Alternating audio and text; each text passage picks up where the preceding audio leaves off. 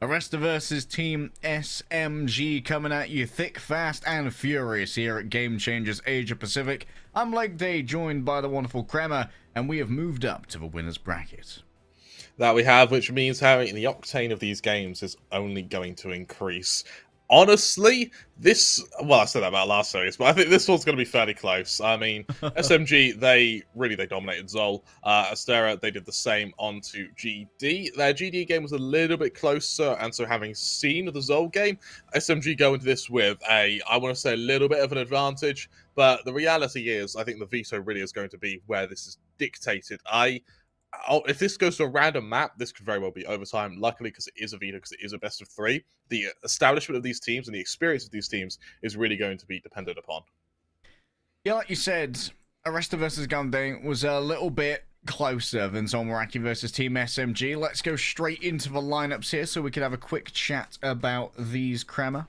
Up first, we've got Team SMG.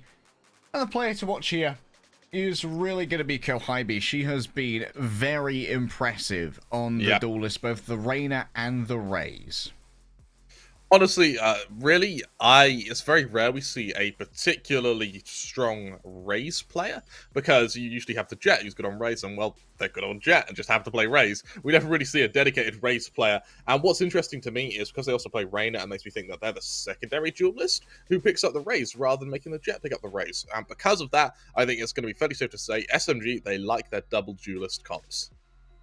Yeah, the double duelist here is definitely going to be maybe a little bit of breaking with tradition, because double duelist hasn't been the comp du jour for a while in Valorant ever since really double initiator with Sky and Sova really came to the forefront all those months ago. I think before Masters 2 in 2021. Let's have a look at who Team SMG are up against. We've got Aresta on the other side, and these girls are nothing to underestimate. Plenty of players here to look out for, but Rosie on their Killjoy Brimstone combo is going to be particularly deadly.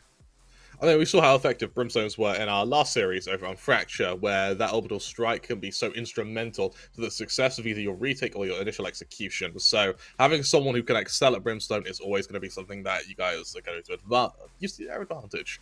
Now, as we get into our veto in just a second, Harry, what maps, knowing that Razes and Reynas are preferred, knowing that Brimstone and Killjoys are preferred, what maps do you want to see here? I think that Aresta definitely want to go over towards something like Ascent. They have a fantastic record on Ascent. I believe 5 dubs in Open 2 thus far. Out of 5. So do SMG. So do SMG. But when you like the Raze, often maps like Split and Bind can really have their own siren song. We're going to get into the video in just a second so we can see where indeed we are going to be moving over to. Haven, Split, and Ascent. This is pretty classic for APAC, Kremer. Yeah. Nothing here really surprises me too much. For the Thai team, they've been able to go for 5 wins in a row on Ascent, 2 wins in a row on Split. Haven is something we haven't seen them play yet. Over on SMG, their Haven kind of 60% win rate. Honestly, this is about as good a veto as you're going to get that balances both teams against one another. Because of that, I will not be surprised if we see an Ascent here, Harry. Yeah, the Ascent is going to likely come up, and if the Ascent does actually happen, it's going to be likely incredibly close as well, Kremer. For my money, I expect the Reyna to be more prevalent than the Raze as a double duelist for a Jet and a Reyna over on Haven.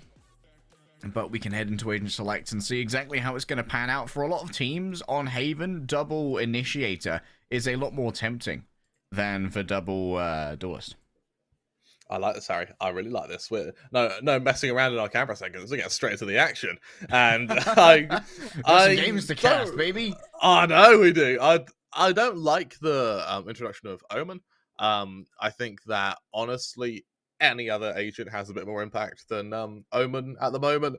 I would rather see the Sky, frankly. But both teams opting for the Omen. I'll hold my reservations until we see how they use their ults, because the paranoia can be very effective, but it's the ult usage that really is what brings me my main criticism against Omens. Over on Aresta, no surprises here with that double duelist. Nuki hopping onto that Reyna. Yep, Nuki on the Reyna. Nothing we didn't expect thus far in Open 2. She has played Reyna in every single Yep. every single match she's been in. But Kohybe's actually breaking with her previous tradition. She hasn't, of course, been only a second duelist one trick. She hasn't just been playing Reyna and Raze. Also, she's been diversifying, shall we say, into the Sage and occasionally the Sky as well. But it's the first time we've seen her play Cypher. I quite like that. It shows that we're seeing some serious versatility to be able to hop from the Reyna to a Sage, then to to anyone really. I'm really looking forward to seeing how this pans out. I think the veto means that a lot of Haven comes down to momentum. It's ever so slightly attacker sided. I would not be surprised if we see some 6-6 halves though. I am hyping it up to be fairly close. However, I do think on paper, Team SMG go into this with a statistical advantage. I think Team SMG at least win the transfer of property as well, right? Like in having taken down Zolmaraki, who just trounced GD, and doing so in a fairly clean fashion compared to the matchup that we saw between GD and Aresta, which was quite a bit closer. Yeah, and I think that because Aresta did struggle so much against GD is why I'm feeling apprehensive about them. Bear in mind that Ascent was in that game against GD, which was one of the maps that we're going to be seeing here. For the game between Zolmaraki and Team SMG, they played all of the Buki maps. We saw Fracture, we saw Breeze, so we're yet to see how their sort of classic map pool plays out in playoffs. We haven't seen Team SMG play like normal Valorant players just yet. Yet to see normal Valorant. We should be able to get underway any second now. With Arista starting on their defense, honestly, as we've said the same on Fracture in our love bracket game, your Jets need to, on Haven in particular, your Jets need to be feeling their confidence. You really need to be seeing a Jet who is wanting to go for these early op picks. You want to see a Jet who's probing through both mid, through B main, constantly trying to get that man advantage. If that doesn't happen, then we are going to be seeing SMG just run over them.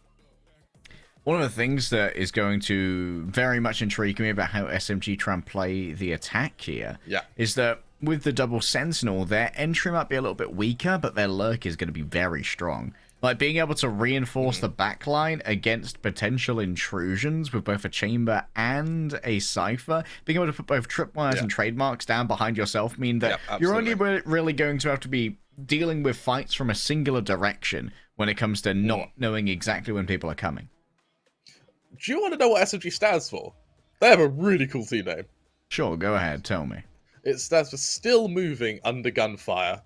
That's such a cool name. I really like that. And while we have seen cool logos from GD, I think the coolest name so far is with SMG. I mean, it is a very smart logo as well. I'm a big fan of that. We can get into game so you guys can see the SMG logo right where it belongs, over a scoreline and over a team. Aresta versus Team SMG is but moments away. Starting on their defense, it's going to be Arista going for what looks like a bit of a push throw lane, just going for a bit of info, probing a little bit. I'm liking the Sheriff on Noxie, the kind of ego buy, and some confirmation, some land grab for that ult orb, which will be picked up by the Sova, while the rest is SMG, look to push through Garage and set their gaze to the C site. Well, Paranoia blinds two people in C, and so they could be easy pickups for SMG. Rosie and Nuki both falling, and Rudy's won't be around for long either. Envious. They just about missed his Engi right there. However, they expect Noxie to be moving on in. There's a lot of Y names in this particular game right here, I'm going to have fun with this. You are going to have a lot of fun with this. And Noxie's going to have fun. Moving into 3, the double stack is seen. His Engi gives it a go, but Kohybe puts him down. Now it's down to Noxie against the double stack once more, but Kohybe is high themselves and lays Noxie low. SMG, they find themselves 1-0 up, and honestly, that was a very quick push to C. What I really like from the Jets, from Envious, was the way they got to C was to push all the way through B side, wrap to get the players who would be holding Garage, and then go with the rest of the team on that flank to C. And they just wrap around C, getting them in a bit of a vice, a chokehold, and they just use their power of numbers. Really, really smart way to start. And for Arista, as they move into kind of frenzies, classics, Right now, their objective, Harry, is just get the round over and done with, move to your full buy, and try and keep some momentum. Envious. Actually move smoke here. Sitting inside it, seeing if anyone was going to sit inside with a shorty, try and make that battle happen. That's a lovely ping right there. That means it's a freebie for Yoki. Is anyone there to drop down on top of them? The pistols are doing so much work here, Kramer. 4 players have fallen down. And only Fixky remains in a 1 versus 1 as the smoke is cleared. It's Nuki who grabs a third. And Aresta stopped the rush in its tracks. C, well, A rather, belongs to them. What a round from Nuki there. I love the pull on that heal. And what it means is you can, even though you don't have the armor, you can still face fight your opponents without armor. And it works out beautifully. Hell of a stack from Arista. They read SMG beautifully. And now SMG, it's their turn to drop to Sheriffs and their turn to try and eco Arista. Harrigan's a very close game indeed.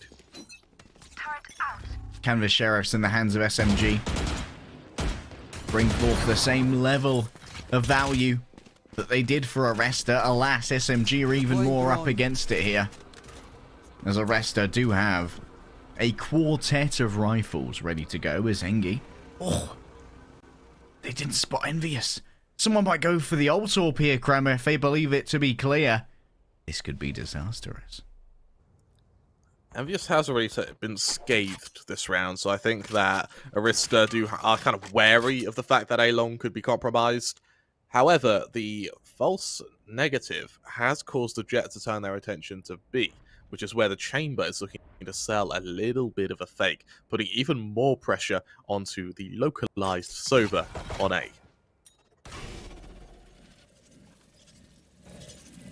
And you can tell that that pressure is being acquiesced to with the popping of both the smoke and the nano swarm here. That's a lovely shot from Kefrodite. But look at this. Out come the Omen smoke on A. And the Sova forced to back off as Engi knows that their backline is no longer secure either. Should be a twin peak here. And the twin peak indeed does take down Kefrodite. But Kahibi in the meantime has been able to get that spike down. Exchange of shock darts. As Arista, they have a fairly one-dimensional attack here, all heading through main.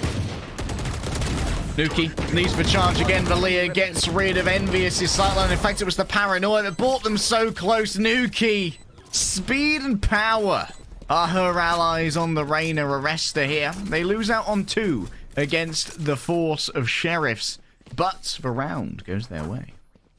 I really like that round is all Rudy's. Even though they only got 1 kill, that round is all on that paranoia. I believe out of the 4 defenders, 3 of them were hit by it. So by the first one, then the second one. Really, really solid stuff. And you look at the ult management now. Nuki, the player you mentioned to watch out for on the Reyna, already has an Empress available. Kahabi does have their neural theft, but we've seen for a lot of ciphers that neural theft is something that's usually held onto for a retake, whereas for Nuki, having that Empress is something that you would use to really try and challenge and get very aggressive early on to fight for a man advantage. And I'd love to see that as well when SMG just got their first full buy here. Yeah. The alarm bot, actually brings Rosie in for a fight. But not being able to hit that first bullet, she decides that maybe discretion is the better part of valor here. Kefrodite actually making the entry and getting 2. Unbelievable performance from the Sentinel. Alas, Rosie, even though she's battered and bruised, manages to take down 2 before losing her life. And now the operator, yes, sure, it's in the hands of a very capable Noxie. But it's a Noxie with very few friends and very little hope. This could be a long save here, Grammar. Time for Noxie to get the hell out of Dodge. Luckily, having that op readily available means that they are going to have some kind of power weapon to use next round. Arista, they will have a buy as well, having made it to the last 2 relatively clean. SMG, the solace for them is the fact that they now have a bit of a power spike. We're going to be seeing the Hunter's Fury come online as well. Envious is just 2 away from being able to bring out a Blade Storm. All that will take us an orb, something that we've seen Jets do many a times over. This actually could be a very close round in what will be our 5th, purely because it's going to be the first time, and probably one of the few times this half, we see both teams with a full buy, with ults, also with momentum. I gotta tell you, it's weird to hear the name Envious and it not be Team Envious. it keeps you on your toes, Harry. It keeps you on your toes. I was like, hold up. I guess. I suppose this now in Valorant anyway. This one's more of a projection than a command. You know, if you could just be envious of something rather than envy us. So this is the adjective rather than the noun. Exactly. That's the linguistic term I was after. I can hardly speak English. So I can England. So sometimes I just about London. As we have the lockdown available alongside the Empress that came up last round. The Sober want to wait from the Hunter's Fury if they can identify an ult orb this round. For SMG though, they eventually go through this Omen smoke. This alarm bot is so cheeky. Look at that, it's just on the other side. And there it is. However, they can't win the duel against Envious. She's made such a good job of the entry, somehow winning that against Rosie, even while afflicted with the vulnerable. And so SMG, they've negotiated themselves a well-placed plant here. In comes the Owl Drone, but doesn't get more than a quick peek before it's dismantled.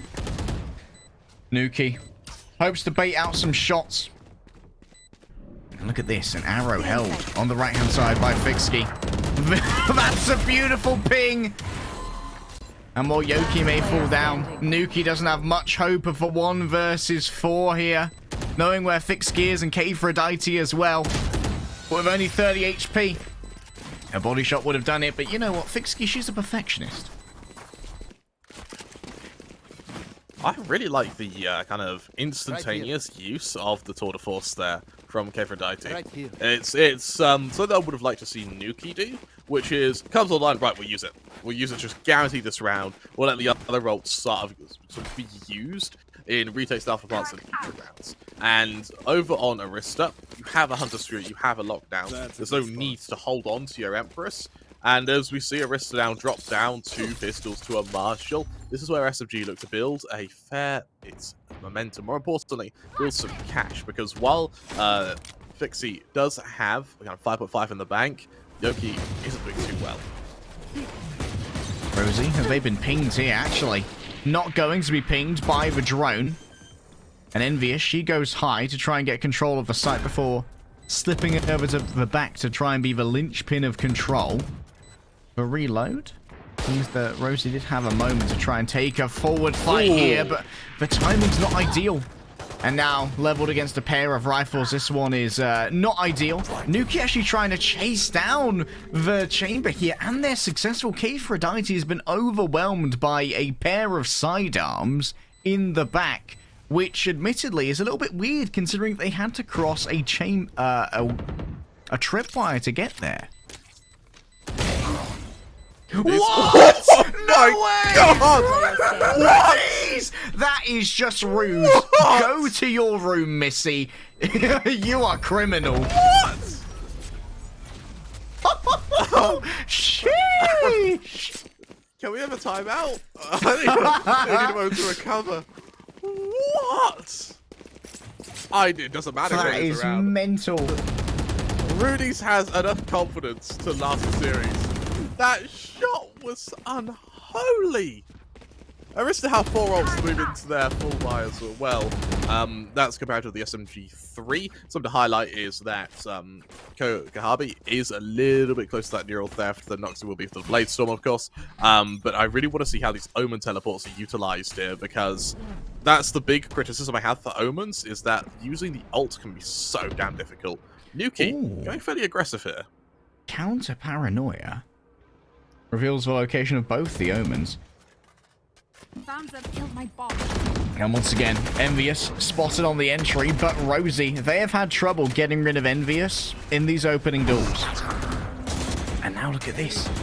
Space has been claimed. Envious quite low. Does Noxie dare to take the swing against them? Indeed they do, in tandem with the Leah, but still Kahibi is taken out 2 duelists. I might not be playing a duelist, but I'm still one at heart, baby. Rosie takes the swing. The Hunter's Fury from elsewhere in Izengi does stop the plant, and it forces people to move and have that movement inaccuracy, allowing for Rosie to take these advantageous picks. Kohibi's going to note the location of both Rudy's and Rosie.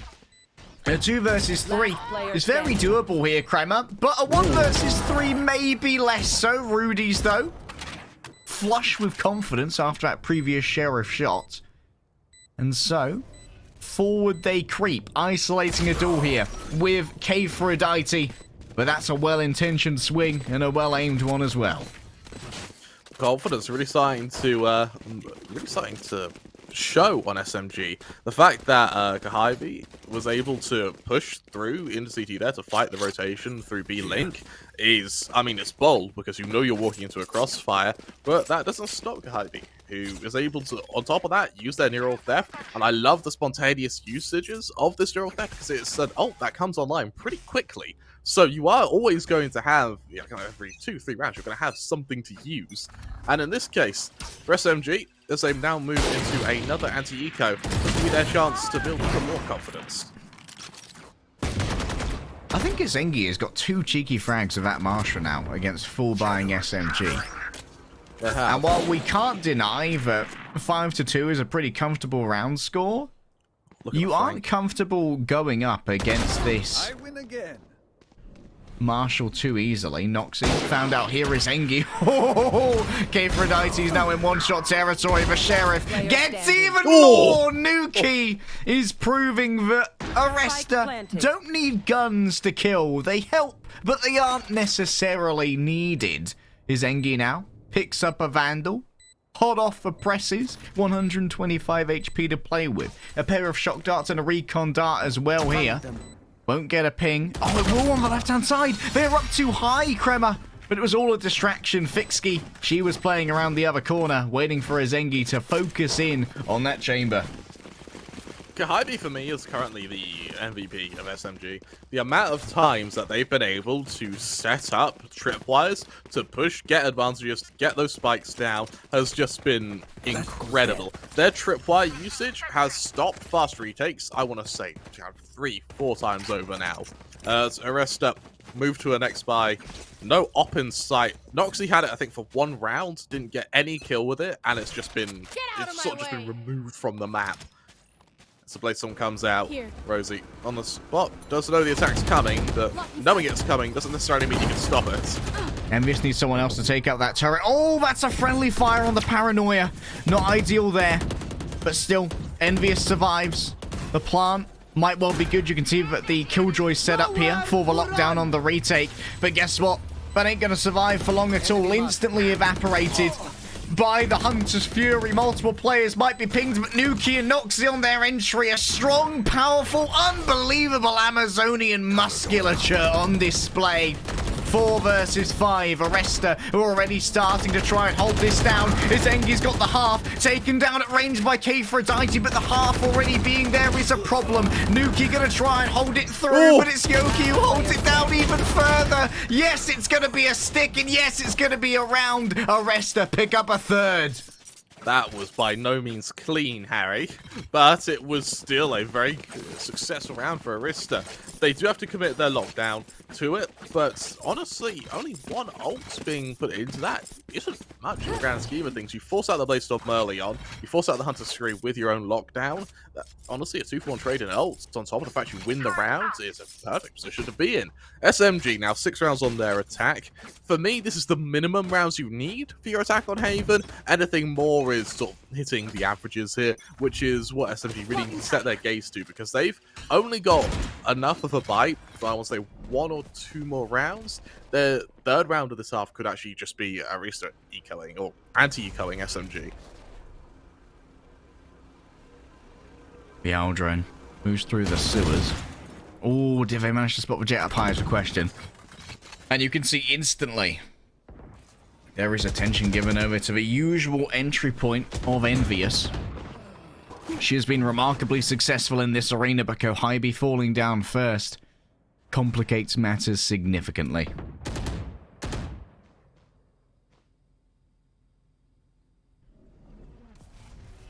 Rosie back sight on B. Wary of the fact that presence right now is going to be a big problem, as SMG. I like how SMG, they really fan out and probe for these picks. They never really commit to a full five-man push with the spike. It's always something with a man advantage. At this point, though, obviously on the shoulder peak, has to be careful. Oh. Info gathered. Left. I found the jets. Yeah, the Alien here remains strong. That's actually a really good usage of the Omen ult. Technically fairly low impact as far as ults go, but this is good for preparation. Is Engi fast on that one? Envious actually dashes out of her own cloudburst. Doesn't get the proper timing on that one, but Fixkey is solid when it comes to the second entry. That should be a plant that's going to be confirmed. And now it's a 3 versus 3, much more manageable for SMG. Nuki goes up high, but might well be seen as they make their forays through here. And passive info gather is going to be incredibly difficult with a lack of trademarks. Rosie takes the cover of that smoke and sends out the turret instead, taken out from one side. The jump down from heaven, maybe. There's the drop coming through from Nuki, but they die midway through to gravity itself. You may be the vampiric queen, blood may be your sustenance, but you can't sustain yourself against the fundamental forces of the universe, and SMG wield them with aplomb. Solid stuff. Is it Newton's first law of gravity? I think it's Newton's first. Either way, Nuki, introduced to it the hard way. As SMG, they go 7-3 up. I like the fact we're seeing timeouts. I really like that, because for Aresta, it's SMG's timeout. That's even better, because now Aresta have to Nuki simmer in her gravity death. Stew. That's great. Newton's first law, Kramer, is that if a body is at rest or moving at a constant speed in a straight line, it will remain at rest or keep moving in a straight line at constant speed unless it is acted upon by a force. And the force in that case was the structural integrity of the ground, yes. It's alright. Nuki did save Aresta from the tarmac.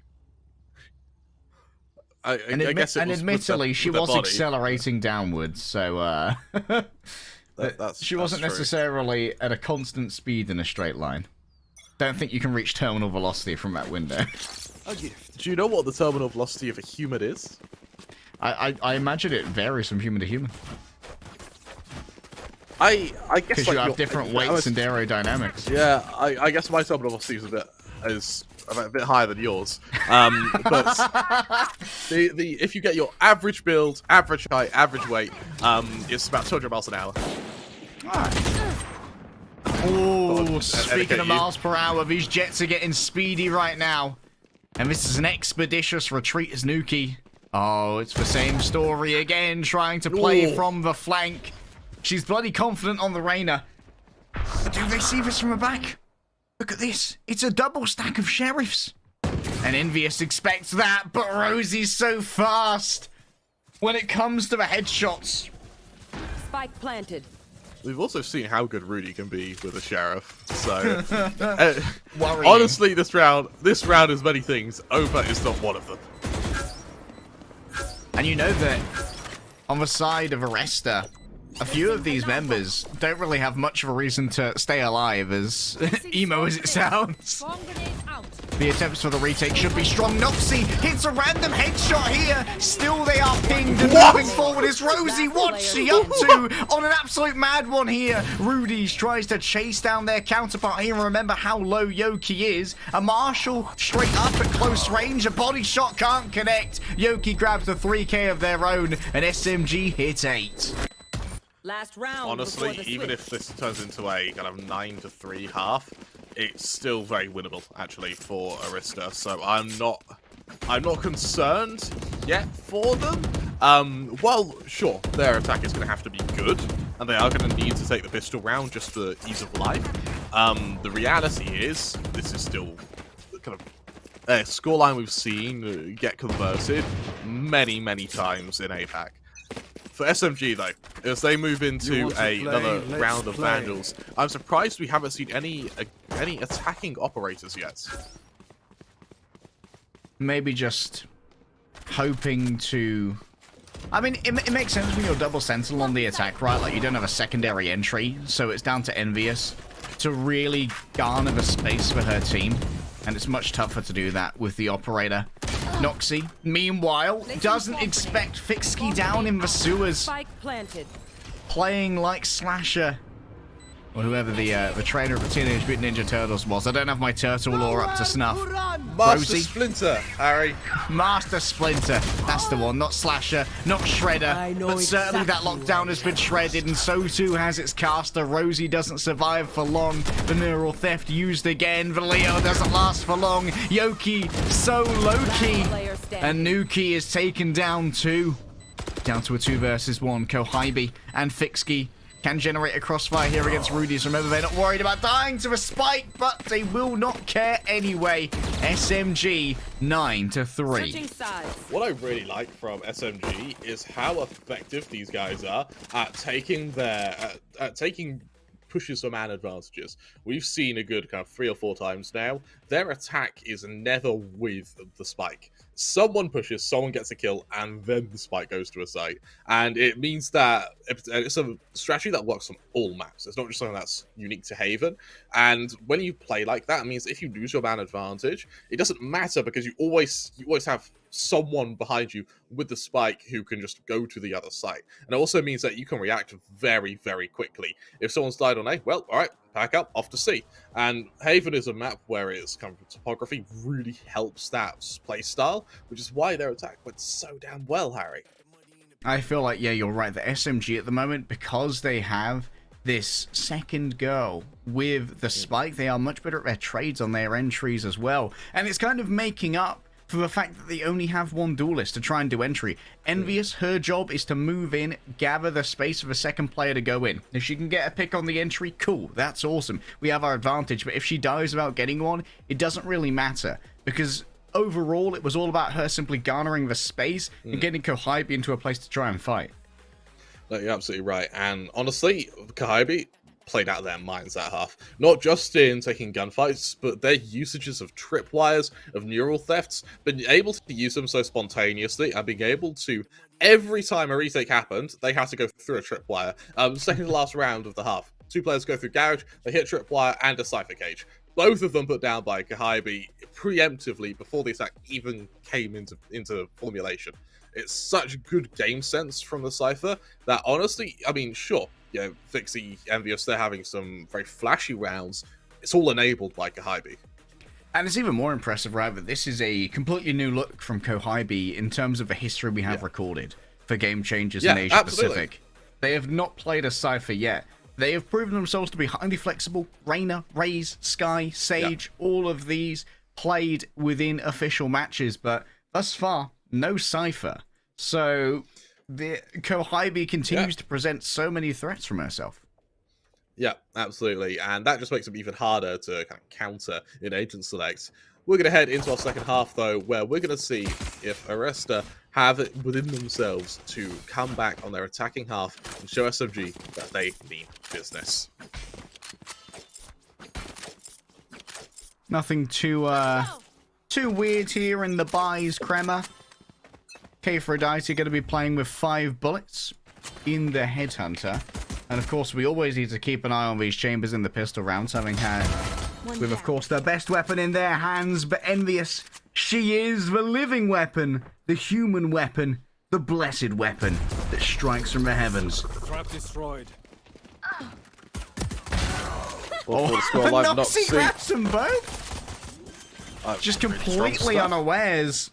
Huge flank from the pace that Noxie had. Moving up on A. Sure, she's intercepted by Aphrodite on the second push forward here. But Aresta have already got themselves the spike plant, so now they have the advantage of playing from this defensive position. I like that dink onto Nuki. Gonna keep him back, and it means that the info gather's perfect for SMG here. Nuki gets revenge, and Rudy's grabs themselves a pair once more. Aresta looking a little bit different here on the pistol round, and they really made good use of defaults here. I don't think they've done too much to really condition SMG yet, so SMG are going to remain guessing. Something I want to highlight is just how good Rudy's is with their pistols. I think if there's 7 kills, I think it's 5 or 6 of them are in pistol rounds. Like, they are nasty with pistols. And I mean, that flick with the Sheriff, that was wrist-breaking. As SMG find themselves down to an eco, there is the odd shorty on Fixie, and I do like seeing the shorty rear its head sometimes. Unfortunately, for Aresta, they're setting their gaze to see the one site SMG don't have defended. A no-peek Patricia there from Kphrodite. She tried to gather the info. She was rewarded with a stunning smorgasbord of bullets. And now here come the trio with pistols round the back. Fixie will look to play alone, likely alongside this smoke here, with a shorty in hand.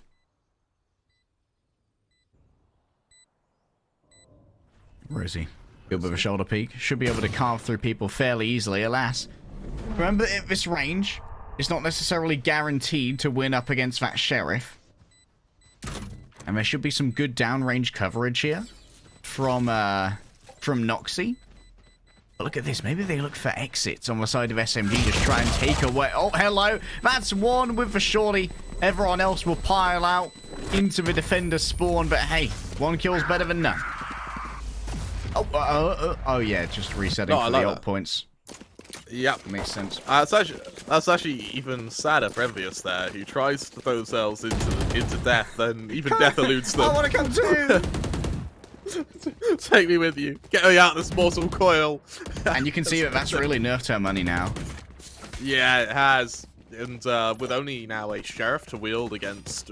I mean, yeah, the rest of your team are on a full bite. You are against a bonus, so a Sheriff isn't going to be too outgunned, but it's still something you would rather have, particularly when Aresta are making a comeback. Takes the peek. Interesting that they look to actually smoke off their own jet's peak right there. And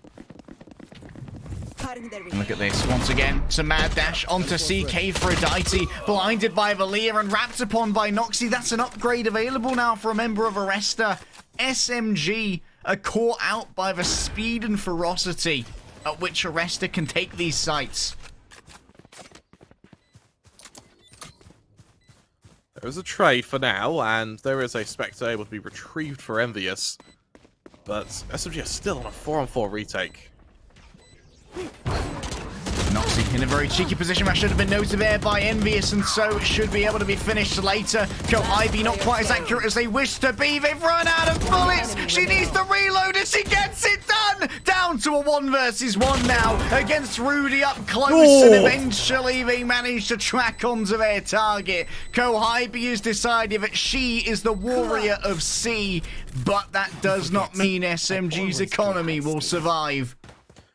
SMG have had 3 rounds now where Aresta have gone through Garage onto C and won the afterplant. And even after 3 rounds, SMG haven't really adapted. They haven't changed anything. And it's because of that, we're now seeing a really, really strong position from Aresta where, even though they lost a round, they have a lot of cash in the bank because of how one-sided the previous 3 rounds had been. And for SMG, I mean, they can just about buy, but can you really call this a buy? There's Bulldogs, there's Spectres. They've rummaged around at the bottom of the suitcase. They found like the odd gun they can use. Find a gun behind the couch cushions. Yeah, exactly. SMG, see the aggression to wait. It's a solid tandem entry right here by the pair of duelists, and after dragging over this much attention, once more, they shall run elsewhere and potentially here hope to find a softened up, tenderized underbelly of C.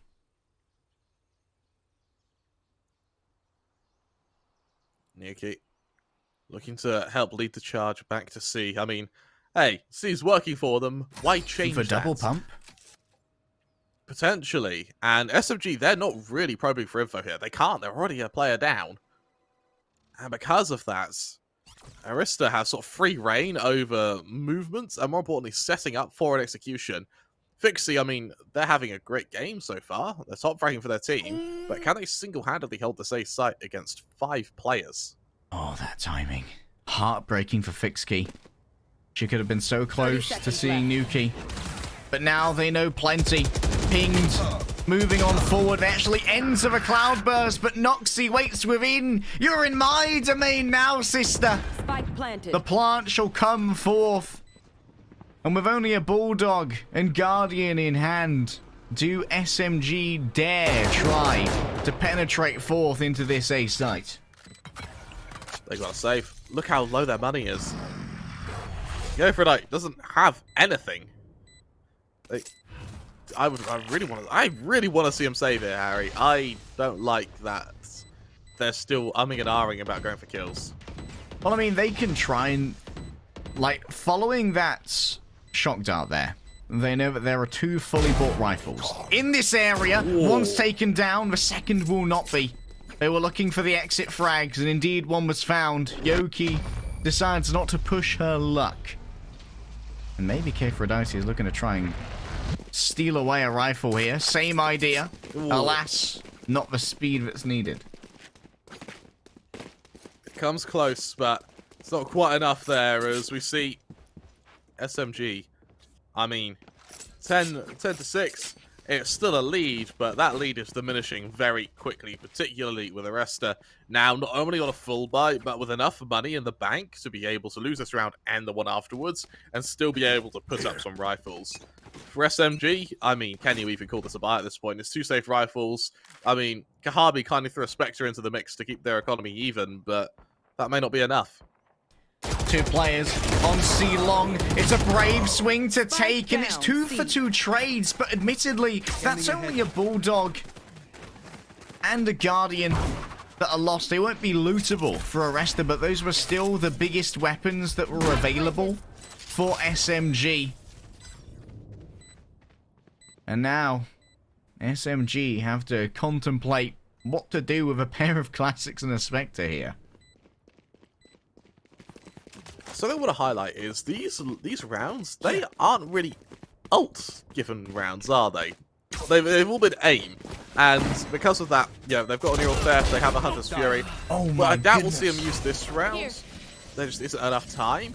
But next round, I think we really are going to start seeing some serious usage of these abilities.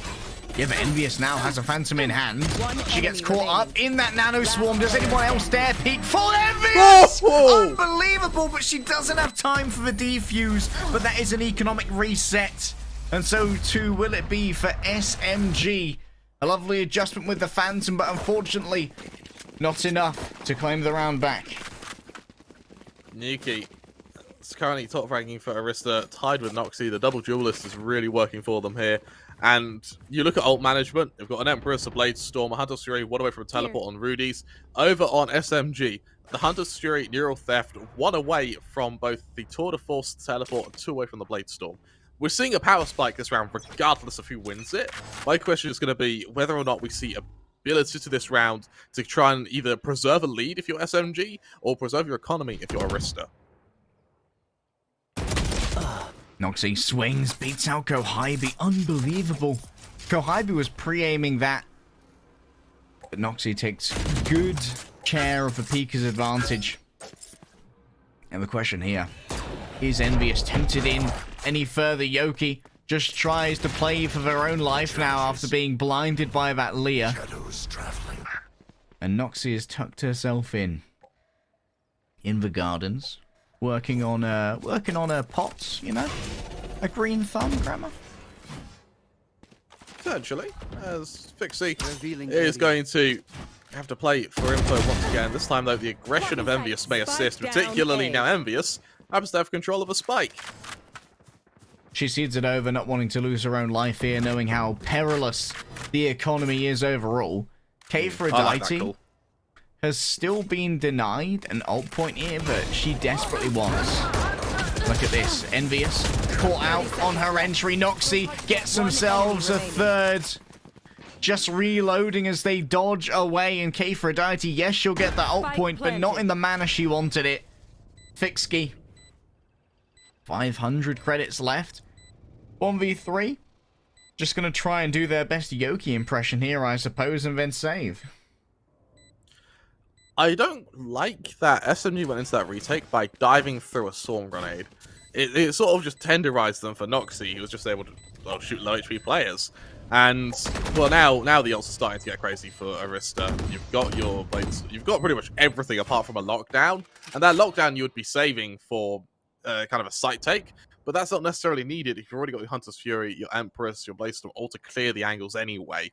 For SMG, yes, they have abilities, but they've committed a Hunter's Fury to something that turned out to be fairly useless. The fact that Arista are able to keep 4 players alive, as the round differential is reduced to just a mere 2 rounds now, Harry. Luckily for SMG, their loss bonus means that they're going to have something next round to accompany this kind of heavy ult stack they've got. But if there ever was a round to commit your Tour de Force and Bladestorm, this would be it. I'd agree, Kremer. The Tour de Force and the Bladestorm, both very good at long range. The Bladestorm, of course, a little bit more variable, long and close range. Are both workable. And there it is. Both of them popped. SMG desperately want to try and find themselves around here. They've only been able to grab 1 on their defense, and I believe that was the pistol. Here. It was, as Rudy's in mid, won't commit, or won't chase the pings from the Cypher. Instead, we'll back off and get ready to fight Fixky. Ah, Fixky here. If she drops, she will make sound. Kind of stuck in this position for now. Here's the jump spot. Stays in position, grabs the first. Is there a second to try and help her relieve the pressure? No. Leers again, and as the crosshair is diverted, Nuki takes the swing. Envious awaits her turn to try and take the battle here. Rosie is noted, but this means that Long is no longer watched. The competition is on short. The paranoia is well placed, but Kfredite has arrived on the scene, and 2 kills again in quick succession. Both of these eco ultimates have been brought to bear. Kohibi doesn't really have the best position for this with her lack of armor. The right click misses, and somehow through the miasma, Rudy's does still find Envious, but Yoki finds the execution with the Sheriff, and SMG will finally pick up another round. It finally becomes 11, Harry, after a hard fought, after a really hard fought defense. And bear in mind, that defense was won off the back of 3 ults. If the only time SMG can win rounds is off the back of that many ults, I can't help but think that for Arista, all they need to do is just win every other round, which is something they were doing anyway. Arista, they call a timeout, though. I quite like this. I like the fact we're actually seeing timeouts in this series as a premise, because you really need to take into account that you've lost your round against a fair few ults, you take your timeout, you then wait to see what SMG do on what will be their next buy round. You then try and find a way to maybe calculate where their aggression will come from, and more importantly, whether or not they're even going to be going aggressive. They won what was an eco. Do they invest in op this round? Check out the left-hand side here. A miasma with about 5 pings from the aggressive side in garage. Obviously, occasionally you can kind of troll your teammates with a couple of pings, but those look like they came in with some precision, and why wouldn't Aresta try to move back to all reliable after finally losing a rifle versus rifle round, right?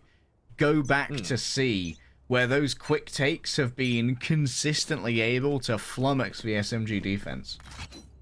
No, you're absolutely right, and with Arista on so many ults, they might as well just do to SMG what SMG just did unto them.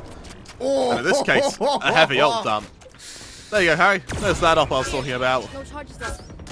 Envious doesn't have the disengagement capacity of the tailwind, though, so she has to be much more careful with where she takes her fights.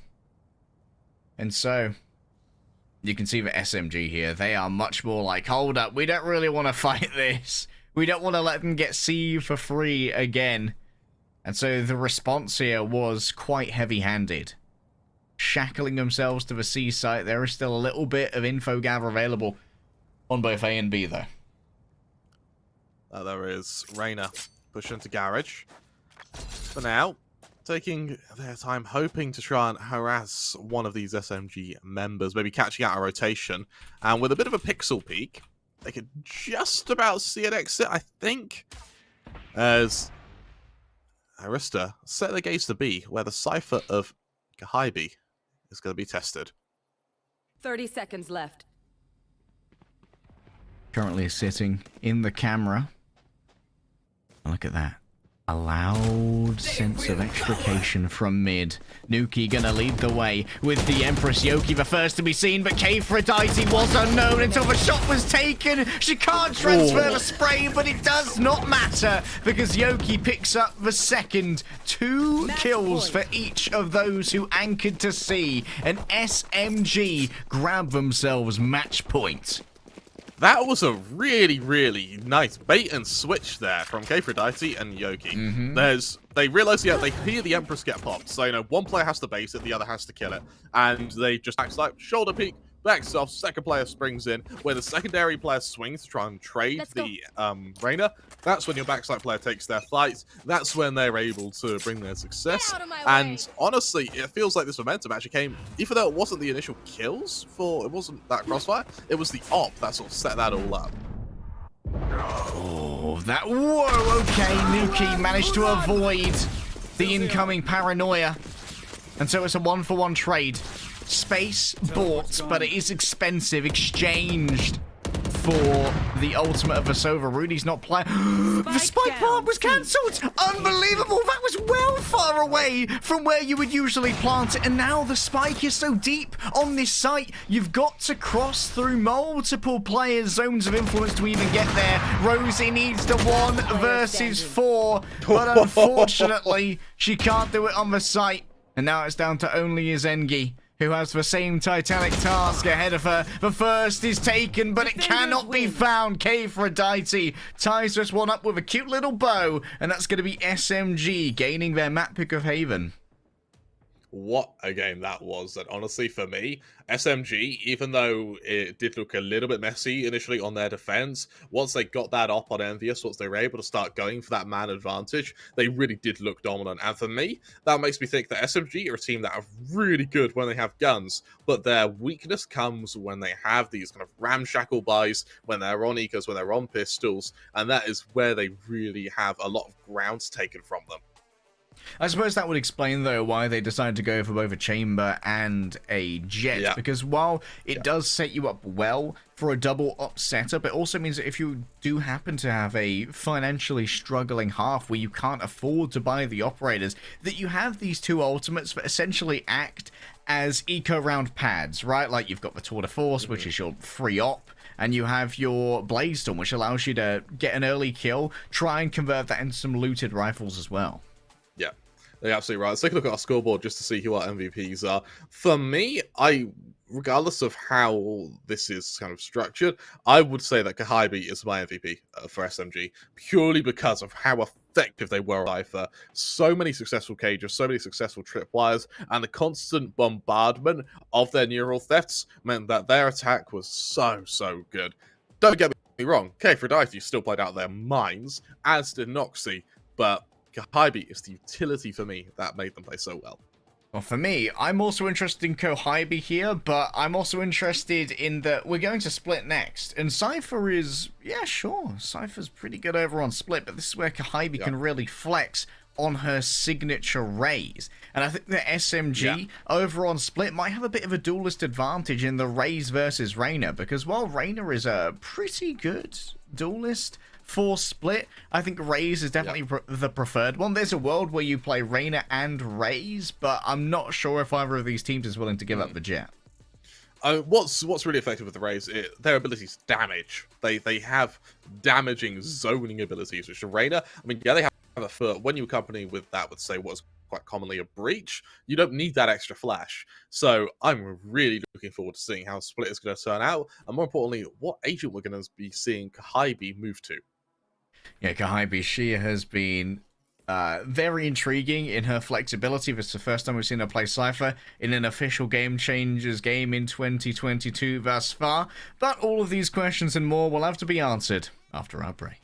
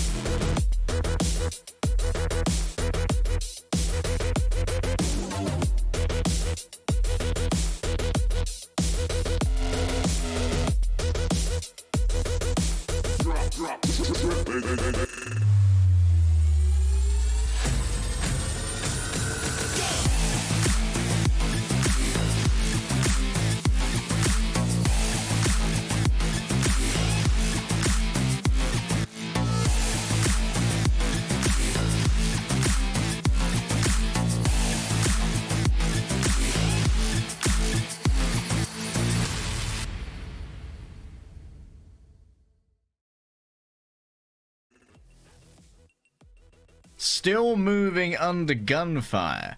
That's what SMG stands for, and under the gun of a potential 9-3 curse being levied upon them, SMG held the line, and they earned themselves a 1-0 lead in this series. Kramer looking to knock Aresta down to the lower bracket. Welcome back to Game Changers Asia Pacific. We're in day 2 of Open 2. This is really going to be honestly, a bloodbath, Harry. We move to split now, where Kahibi is going to have to move off of the Cypher. That was a very good Cypher. Unfortunately, not one that they can stay on, because, of course, split is a map for raises. Now, because of that, I favour SMG on split here. Not only is it, I believe, their map pick, but more importantly, they're the ones who are going to have the favoured agent selects here. While the Reyna on Aresta was a little bit better than their double duelist, SMG do have the option to go to the raise, which Aresta don't really have.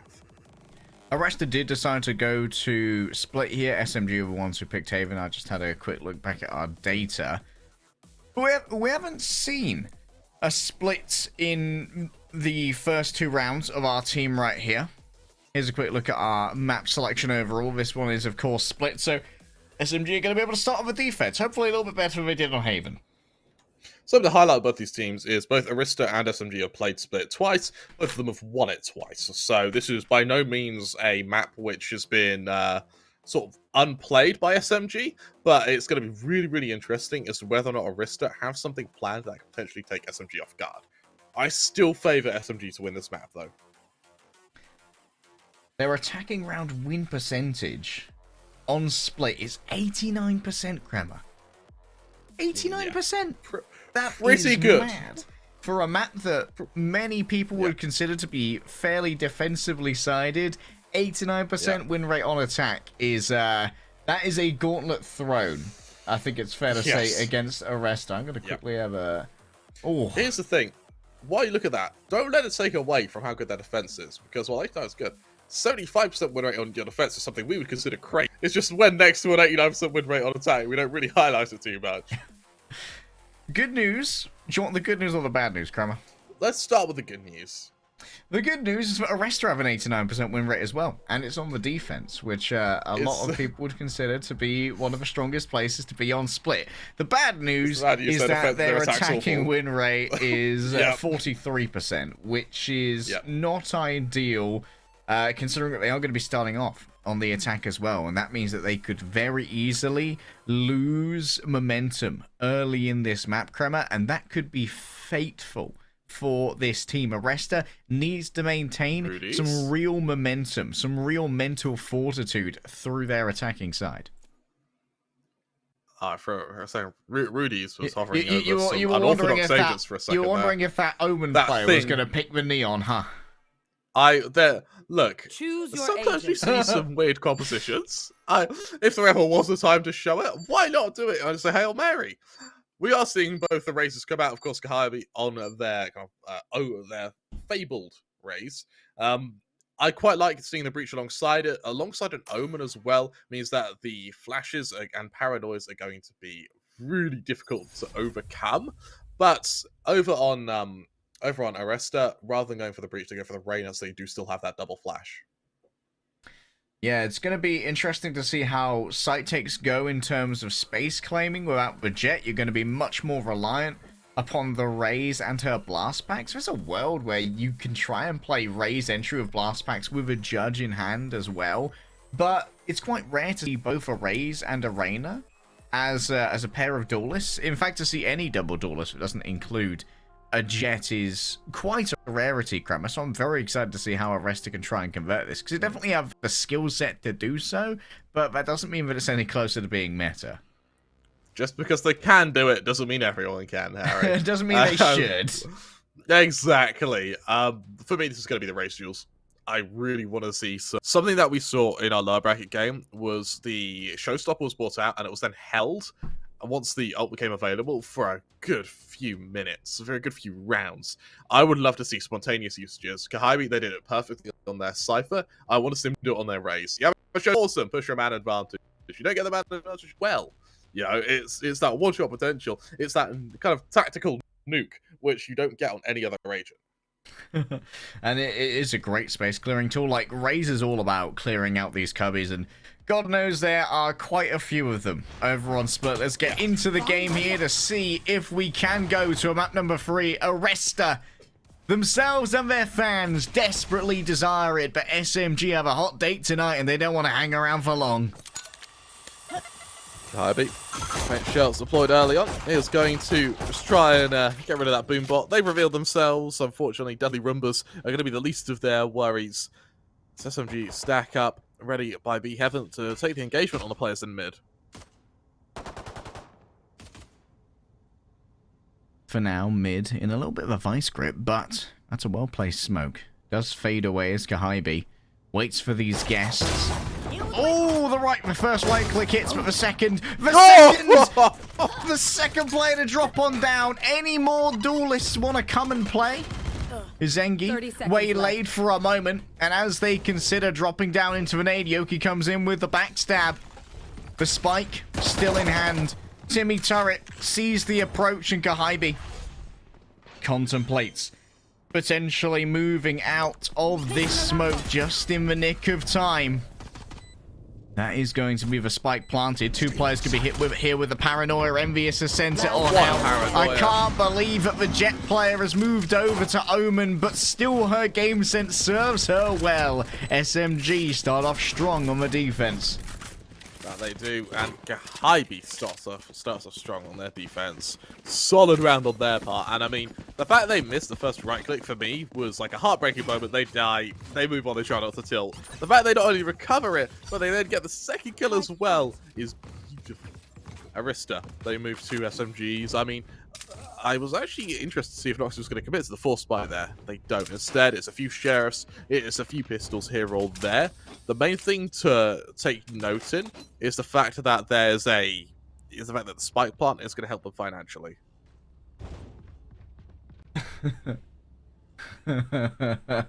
Yeah, we've got a weird one here, Kramer. We've got a weird one.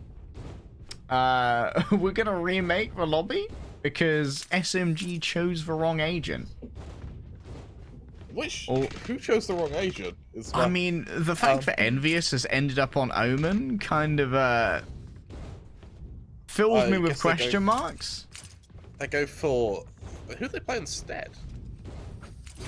I mean, that Omen was pretty good in the pistol round. That Paranoia got 2 players. That's true.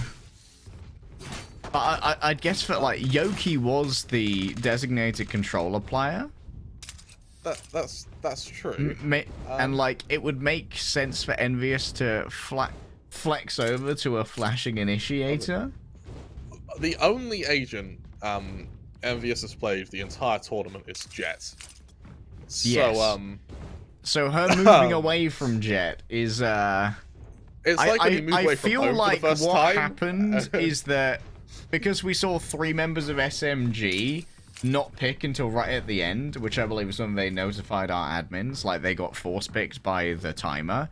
Yeah. I think someone on the team picked wrong, and so Envious decided, in case there's a chance we don't remake, we're gonna need a controller, so I need to hover Omen. I guess that makes sense, but I think we go back to us, Harry. We go back to us while we quickly fix this. So now we get to analyze the hypothetical round. The hypothetical round. Hypothetically speaking, that Omen was really good. That Paranoia worked really well in the retake. I don't know how good it will be on their attack though, so fair enough. I think Envious just goes back to the Jet. They haven't played anything else all tournament, and if something works for you, why change it?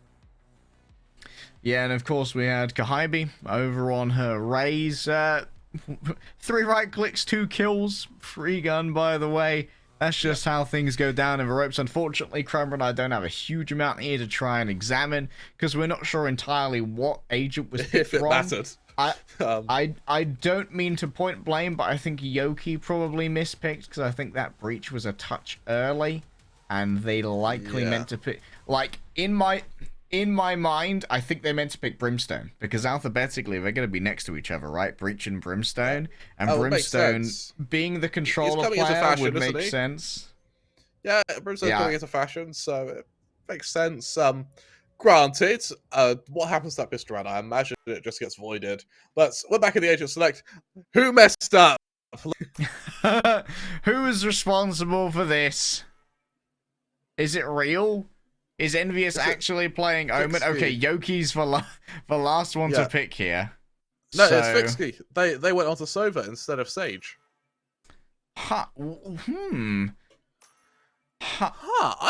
quite like the Sova, to be honest. I thought Sova was here to stay. I mean, admittedly, Sova's not very popular over on Split. Split. It does make sense. But I figured that it made sense because they didn't have an info gathering initiator like a Sky or a KO. Yeah. But now how are they going to gather info for their Raze engagement? They're going to be going in blind I guess for a lot of these pushes. It's going to be a very default heavy attack, right? Yeah, and even on their defense, their way of knowing where players are is just peeking with their face.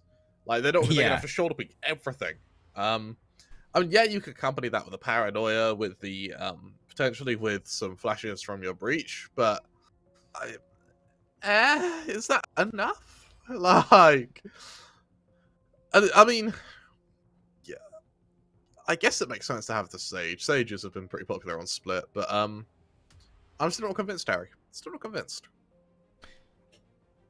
There's a lot of stopping power here. Like, on the defense, it's kind of it's a double-edged sword. Like, you have a lot of capacity to try and stop people in their tracks, but if you don't get your utility up in time, retake is going to be so difficult with no great info gather. The only real safe info gather you have is the turret. Yeah, which is moving the turret can be problematic. So I think this is a very defensive heavy agent composition, that's for sure. Going in with a kind of safe for your attack instead of an info gather means that you really are gonna have to rely on your Raze to be on point with their entries. Otherwise, just getting to sites is going to prove to be so difficult. Yeah, I think that we might see quite a few B executes over from the attacking side of SMG, where you just rely on the Sage wall to get you into a position for a plant on default, and then basically back off to make sure that you don't really have to do as much info gather. You simply wait for the enemy to come to you, because you know that they have to come to that site. You're absolutely right. Hopefully, just a second, we'll be able to hop in and we'll be able to, I imagine, replay the pistol round, where heart goes out to, my heart really does go out to Kahibi, sorry, who had a really strong pistol round that is kind of nullified. Yeah, like, the only time we really see the Sova over on Split, I think we had a weird strat from Gambit, like, early on, just before Champions. It didn't work, though. It didn't work, though. That's true. It was not amazing.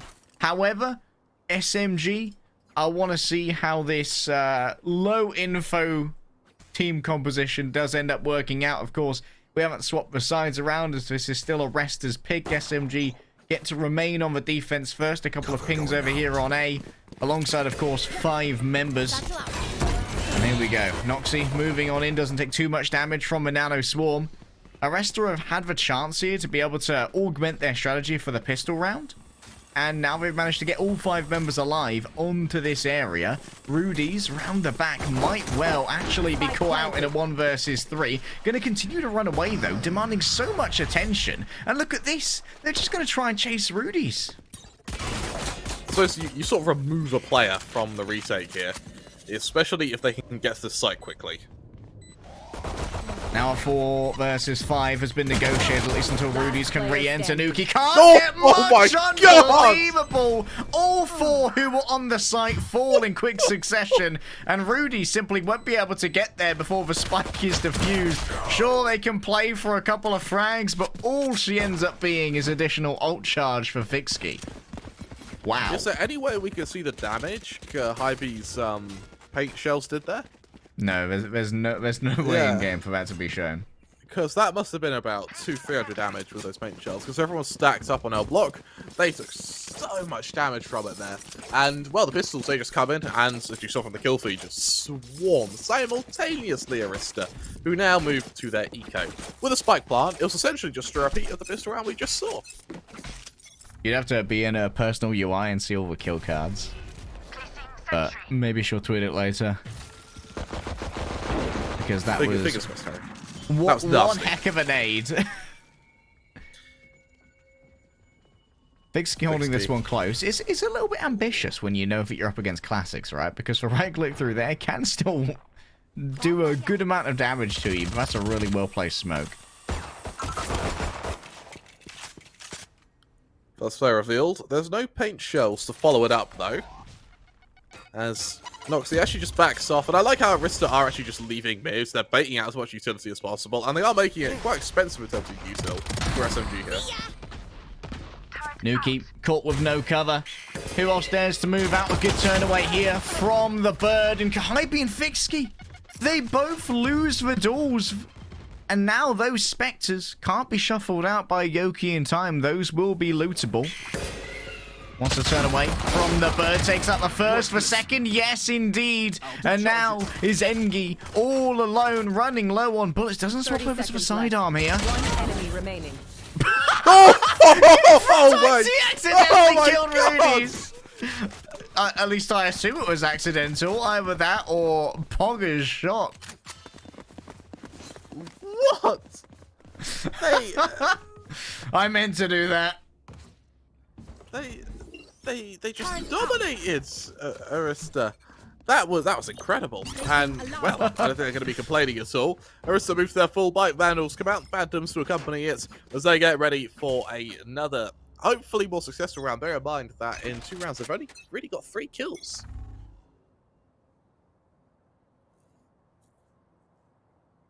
A pair of ghosts on the lesser equipped members here of SMG.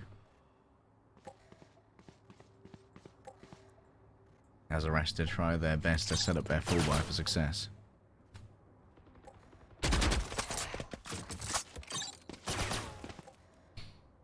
Crossing made here by Rosie. Oh, Kefrodite. Not quite so lucky this time, I'm afraid. Rosie shuts her down real quick as Noxie tries to claim control of the ropes. Hybe realized that Noxie was coming. And the paint shell will be avoided. However, the Phantom, much less so. The rotators caught the flash. Probably won't be enough. Oh, Yoki gets a kill with the ghost. Surely not a second. That would be impossible. Avoids the paranoia, which was a touch too low, but is Engi precise when it comes to the rifle. Aresta, stop this streak before it begins. SMG find themselves now with a 2-1 lead. More importantly, though, they find themselves able to move to their next full buy, looking to recover from what was a very successful round from Arista. And I am quite liking the Sky. Izenji's doing a lot of damage with it, and those flashes alone are gaining so much space. Yeah, these flashes are working out super well. I'm a big fan of the Sky on split. I mean, I think someone's come home and turned on a speaker system, so that's going to be a fun bit of background noise for me. We're going to hear some guitarists in a few seconds. There's Rosie. Just max off from main here. Going to join the rest of the team. Or potentially join the rest of the team. Maybe hovering as a bit of a lurker for the time being. Splashing and sloshing. Indicate Rosie's leaving here, as we are going to see some action on B for the first time in our map. Envious. She's making some more, some slower peaks here. gets ready to lay down. Oh, that's almost a direct hit with the bird. Vasika is going to direct. Get him! Paranoia. She screams. And Kahibi will be screaming even louder. As she is fronted with so many enemies. A 2 versus 3 retake could be on the cards, but Yoki is so low with only 5 HP. And they've nary a credit between them, Crema. So SMG, they might just try and push their luck here. And see if K4Dita can find an opening pick. Yoki, I think, was just spotted there. There's that kill. Moving in from heaven. Yoki trying their best to clear here. However, it's going to be so difficult to catch these Aresta members. Izengi now noted. Only took a leg shot. K4Dita looks to just try and hold it. And they've done it! Unbelievable! K4Dita! You can creep up slowly, but the bomb ticks down just the same, and the defuse was strong. SMG steal that round from under Aresta's noses.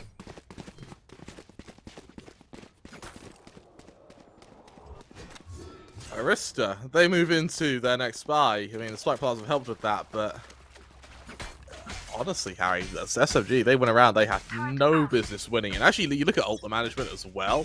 K4Dita has a lockdown ready for a retake that maybe gets committed alongside the Spectres. Maybe if the round seems winnable. But next round, we're going to see the Rolling Thunder come online. We're going to see the Showstopper come online. And top of that, if any kills are achieved as well by the Sage, we may be seeing a resurrection as well. Over on Aresta, 1 away from a Showstopper, 1 away from an Empress, 2 from both a lockdown and a teleport from the Omen. My question to SMG becomes, are we going to see them stack up on their ults, similar to how they did on their defense of Haven, where the only rounds they were able to win were when they just dumped the lot? Or are we going to see them used a little bit more spontaneously here? I mean, I think it would make sense here to try and economically break Aresta. Using some of these ultimates. The entry through the ropes going to be met by K4Dita with a Spectre from the back. They've walked ahead of Aaliyah and grabs themselves a pair. And no one lies in wait on the A site. Kohibi, though, she's well equipped for a re-entry here. Utilizing potentially that ultimate. But instead she wants to get some usage out of a Spectre. Here it comes, a side swipe, a direct hit, but the second of Nuki cannot be found. Nuki holds it down with a 3k, and Aresta don't drop the round. It comes pretty close there, and I'm surprised that Fixie actually holds so far back against the Reyna. Knowing that the Reyna as well is going to be committing to the heal once they get that first kill, I'd have much rather seen both of them swing at once, even though they had that Showstopper, and then just try to overwhelm the Reyna. Instead, you actually give Nuki a bit of space, and I mean, we've seen how strong she can be when given space. As the Restart find themselves with 4 ults ready to use against the full buy of SMG here, who only have 2, but they are 1 away from that resurrection on Fixie. One good Showstopper deserves another, but Noxie got a little bit lost on the way, flashed by her own compatriot. The spike has been safely ferried to the site by the Omen ultimate. And in turn, Nuki will pop the Empress as well. This has been an expensive round here for Aresta, but they know that SMG are so dangerous. Once they get these rifles into their hands, still K4Dita has had hers confiscated in record time. Izengi tried to climb up towards heaven, and Envious hit the perfect paranoia to remove Rosie from the fray. A Rolling Thunder will stun multiple players as Yoki tries their best to clear any who might lurk up in heaven. There isn't a great amount of oversight here for the spike itself. Fixie continues to hold that down as Envious TP'd up for the 4K. What a play from the Jets turned Omen. I love that from Envious, particularly when you realise that the plant isn't for Heaven, so they have to move into your crosshair, and Envious just punishes every single player.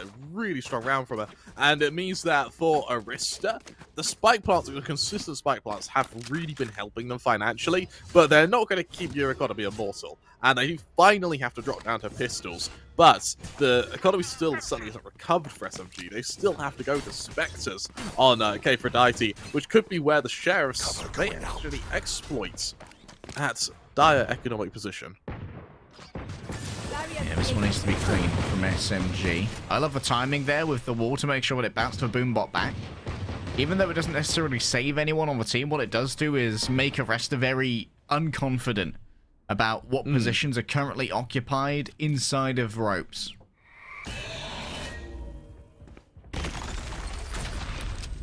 Let's see. By the concussion. And a slow.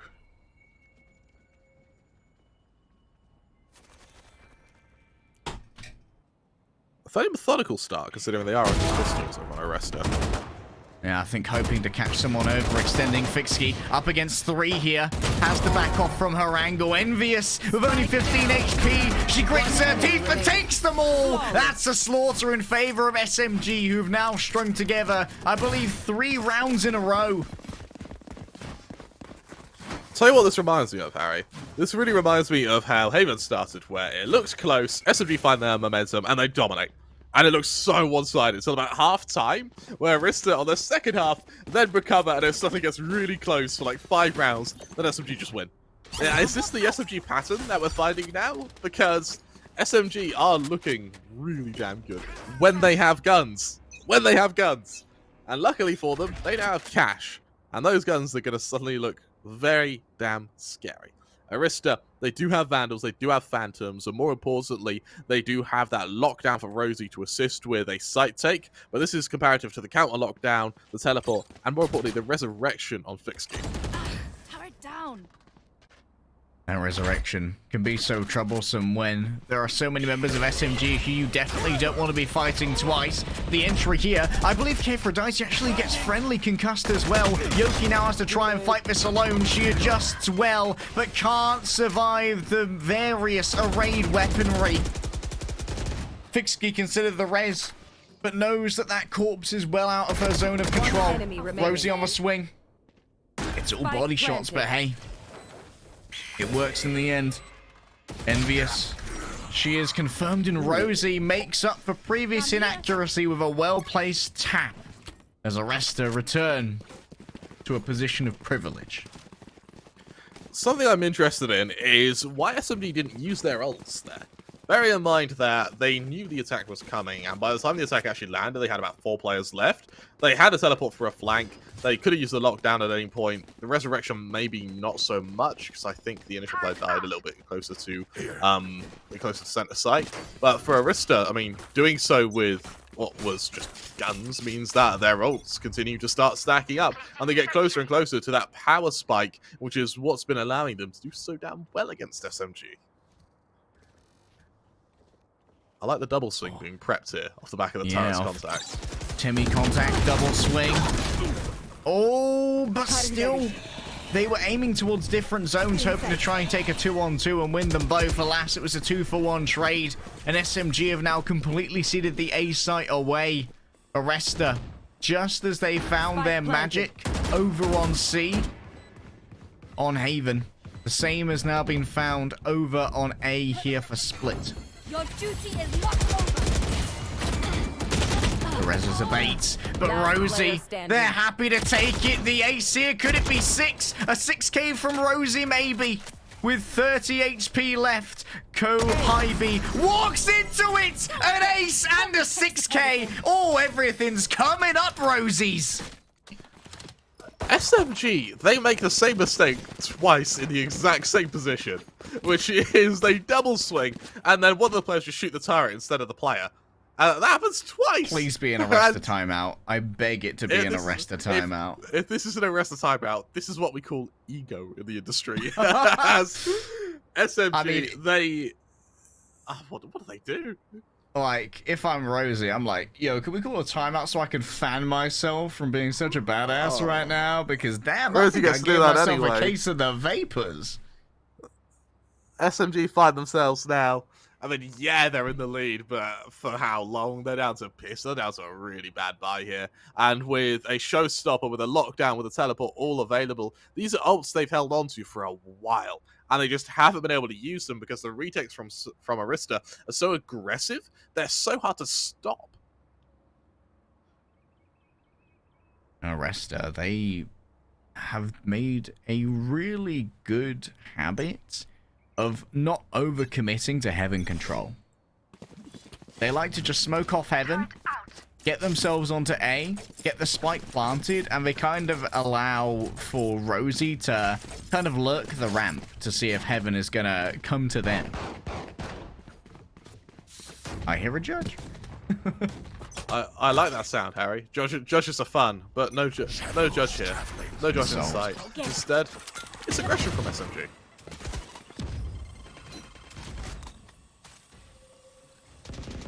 Envious. I like the aggression on A as well.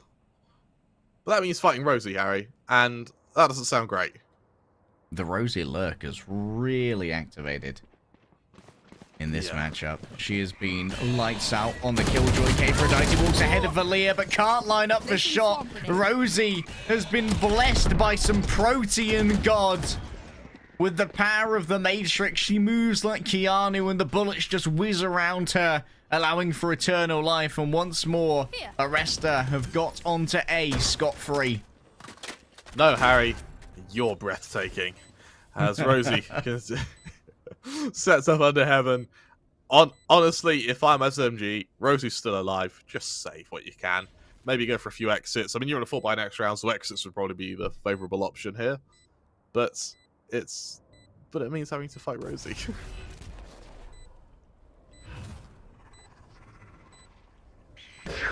Free smoke here. It does mean that you could try and camp that smoke for anyone attempting to leave. Here. Rosie on the other side, though. Kohibi grabs one. Oh, Envious managed to get another as well. So at least they are trying to convert it into a couple of ultimate points here, but Aresta, that doesn't stop the fact that I think this is 3 rounds in a row now for Aresta.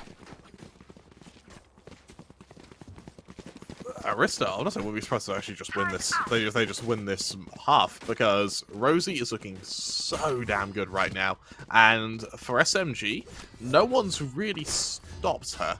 Like, they're all being fairly consistent. 2 kills separate their bottom and top fragger, but no one's making it as top-heavy as Rosie is, which means that as long as Rosie's alive, the round is still in contention, regardless of the position or the kind of outcome of it.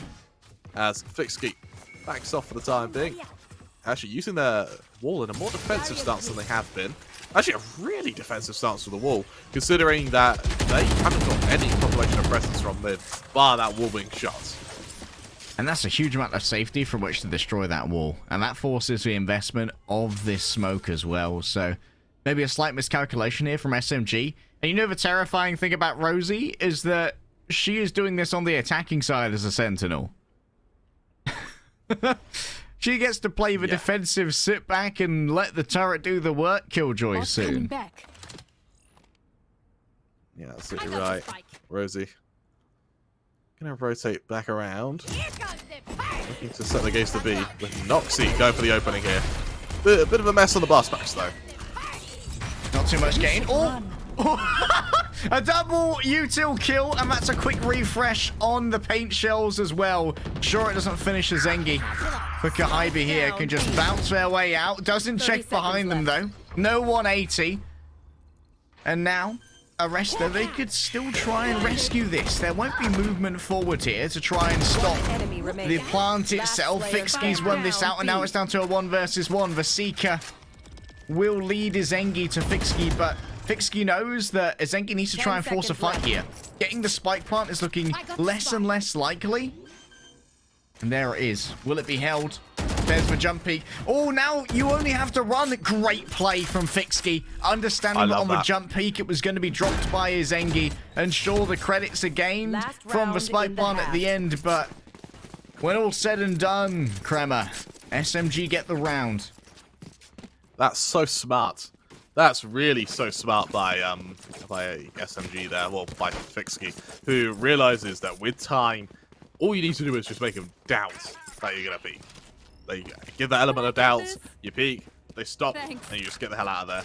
And with Arista now fighting for at least for an equalizer to end your half, 6-6 is pretty good for Arista. However, they've only got a teleport and they're 1 away from an Empress to achieve that. Over on SMG, they have 3 ults all ready for... All of them could be used in a retake here.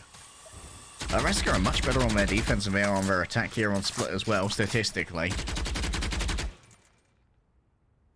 Admittedly, SMG, the better half, is also their attack, but it's not as marked a difference as it is for Aresta. Noxy. And Kahibi, they can... Oh, I smell an enemy raise here. But no one dares to really challenge the duel right now in this final round. That's a very early usage of the Rolling Thunder. Sure, it doesn't afflict anyone, but it drags Noxy into a fight. And that means that Rosie's now vulnerable as they drop down. Kahibi, the Lord of the Underworld. You're in my town now. Oh, I love that as well from the Omens. I don't know if you saw that. Rudy's teleports to the other side of the map so they can get that spike plant. Evius then teleports to the site so they can already be waiting there for him. Really, really nice stuff. And for SMG, they finished the half 7-5 up. They now move to their pistol round. However, Rudy's happens to be pretty good with pistols, Harry. Yeah, it definitely does feel like SMG. They are incredibly good at their pistol rounds. And Kremig's going to turn on his webcam in a second. I do apologise. I don't know why he turns it off when we're not on camera, but it is what it is. Because mine overheats just like yours, Harry, except mine can cool down when it's turned off. Whereas yours, once it's like a little too hot, it's too hot, it's gone. It's gone. Whereas I can fix my tech problems, Harry. As we saw a very convincing half there from SMG. I am really interested to see if there's going to be any recovery from Aresta, who were able to keep it close for the majority of that first half. I think Aresta definitely bring this back.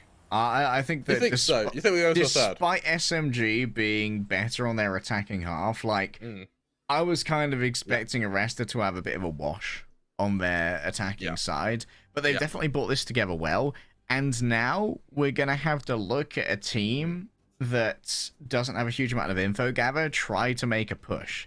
Like, how are you going to make these pushes with a raise? You're going to have to flash them in with the breach, but you don't have a more mobile flash like you have from a Sky with the bird, so the control of it is a little bit lesser. Admittedly, with the flashpoint, you are less likely to get a friendly flash because you can send it through and it's generally automatically at the back of your duelist who's going to be looking away from it. But it doesn't confirm presence, and it means that there's a huge amount of angle clear that needs to be done, which isn't easy to do when you're using those blast packs. No, you're absolutely right. I really don't think we're going to be seeing a third map. I think SMG are probably going to be closing this out in 2.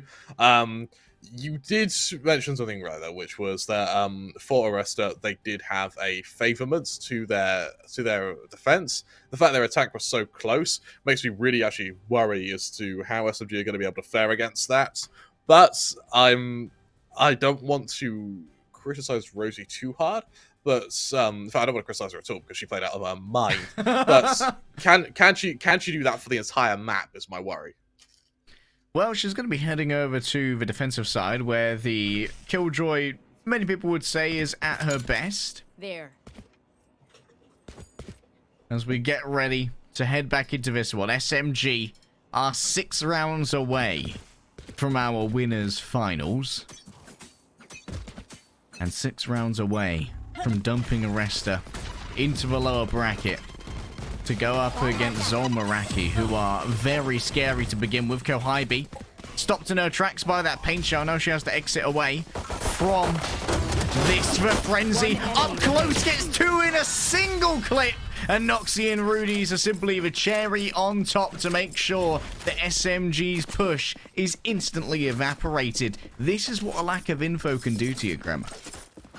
It's also, well, I mean, that's about as quick as the first round was, wasn't it? For now, as Arista looks to equalise, I'm starting to feel ever so slightly worried for SMG here, Harry. I won't lie to you. I think that Arista are going to be able to come back and probably take the lead off the back of what would be the first buy round of SMG. The issue is for, particularly for SMG here, is because of that lack of info gather, you need your aim to be on point. And if that first round proved anything, well, it's not. I think the Boombot managed to do a little bit of damage there. Potentially to Yoki. Cover going out. Bruce the dog put down, and this might be kind of around the map in 80 rotations here. For SMG, trying to catch someone out, but they are being quite loud and obnoxious as they do so. So Rosie should be in a good position to tear through multiple players here.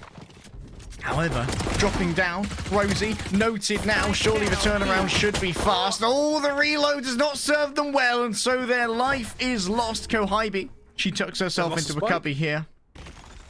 And yeah, the spike has been lost in a quite awkward position. This is going to complicate matters considerably. Oh, it's up on the high ground. This is a sad time, Kramer. Hybe, what do they possibly do here? As Aresta, all they need to do is just sit back and relax. They've got all the control they could ever need. It's SMG who needs to be the ones to make the mistake here. Already a man down.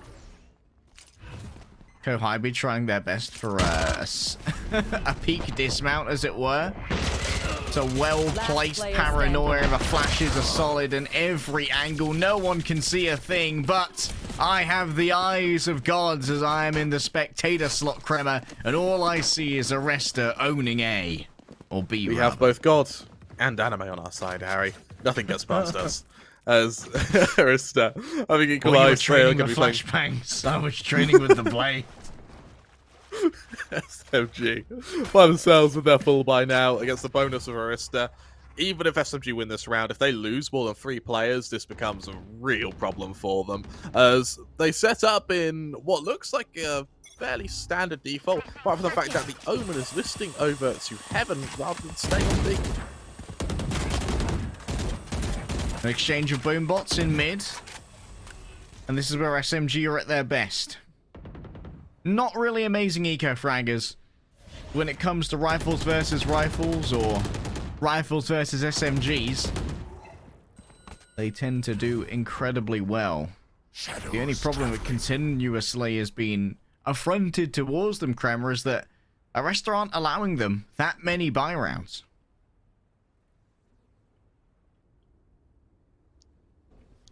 SMG has to be passive for the time being. Nuki backs off as NG now in serious trouble as Nuki gets ready for the first point of contact.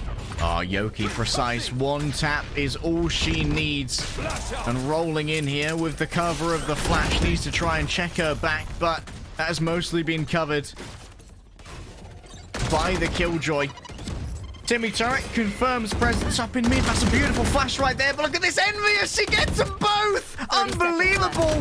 Rosie now with the Ghost. 2 kills. That's so cheeky. How does she manage that? Rudy's up close with the Spectre. The SMG doesn't care when you get to close range. It's a quick upgrade, sure, for Rudy's. Envious and Fixky. They're getting out of dodge.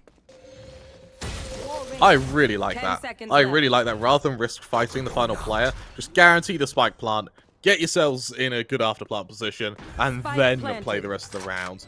I would like to see both players stack up here before they fight Rudy's. That's exactly what they're doing. Honestly, I quite like this from SMG. Only 5 bullets for Rudy's as well. Oh, and unfortunately, none of them connect to a head. SMG, it's worth remembering that, yeah, that is a round win, and in the end, the number in the score is all that matters, but they did lose 3 rifles there. 2 of them to a Ghost, Kremer. Rosie is having herself a game. I think, honestly, SMG's attack entirely depends on where's Rosie's playing. We'll just go to the other side. We'll just go to the other side. Yeah, exactly. I mean, Yuki's playing pretty well, as is Noxy, but we could challenge them. Hybe and Envious could try and challenge them. So as Rosie isn't there, we have a chance. As the defensive side go actually fairly aggressive in the mid here. We can potentially flash and peek off the back of it. Once we alarm, what happens? There's the blind. Will the paint shells be joining them? Indeed, they will! Kohibi and Yoki decided to both stay within the paint shells to try and have a protracted fight. And Envious is down to 5 HP. Admittedly, that could be patched up by Fixky, and indeed it will be, but it still won't be fulfilling as Envious makes some healing noises in Asterixes. It's down to a 3 versus 2, Kramer. He needs to be careful they're not caught out by the smoke de-blooming there. Setting back sight, unfortunately for SMG, is they have no real ability to zone rubies right now. The ball goes up. Rudy's lies in wait, and Rudy's has the crossfire with Noxy to figure that one out perfectly. Aresta, cease SMG's resistance and bring it 8-8. And I think that we're on track for a third map, Kramer. I'm standing by my prediction. I think SMG 2-0 it. But this may even go to overtime now. As we see SMG move to pistols now. There's the odd Spectre on Kahibi. I mean, they can afford it. Why not? In terms of ult management, Rosie and Noxy one away from their abilities, whereas Nuki already has the Empress readily available. Yoki has the Rolling Thunder ready to use. This is accompanied by Envious, who is one away from that teleport. However, we consider the Omen teleport as not really an ultimate ability, just a quick piece of info gather.